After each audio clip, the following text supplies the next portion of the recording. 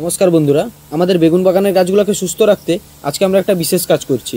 কিছুদিন ধরে পোকা আর ছত্রাকের আক্রমণে গাছগুলো দুর্বল হয়ে পড়েছিল। ফলন ভালো পেতে গেলে এখন আমাদেরকে এই সমস্যার সমাধান করা দরকার।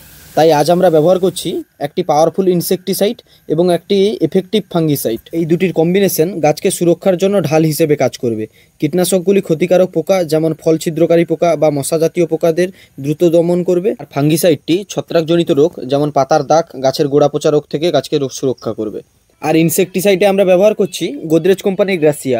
এতে আছে ফ্লেক্সামেটামাইড 10%। এর কার্যপ্রণালী হলো এটি পোকা স্নায়ুতন্ত্রকে ব্যাহত করে, যার ফলে পোকা পক্ষাঘাতগ্রস্ত হয় এবং মারা যায়। এটি শোষণকারী পোকা এবং চর্বণকারী পোকা উভয় ধরনের পোকামাকড়কে নিয়ন্ত্রণ করে। ফাঙ্গিসাইডে আমরা ব্যবহার করছি সিনজেন্টা কোম্পানির রেডোমিল গোল্ড।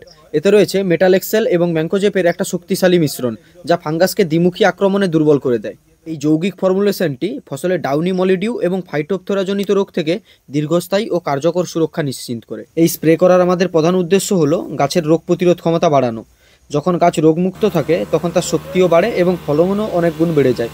যদি আমরা সময় মতো প্রতিরোধকমূলক ব্যবস্থা না নিই, তাহলে পোকা ও ছত্রাক খুব দ্রুত পুরো বাগানটাকে নষ্ট করে দিতে পারে। সঠিক পরিচর্যা আর এই ধরনের সুরক্ষা ব্যবস্থা ছাড়া ভালো ফসল পাওয়া সম্ভব নয়। আপনারাও আপনাদের বাগানের সঠিক সময় দিন এবং নজর দিন।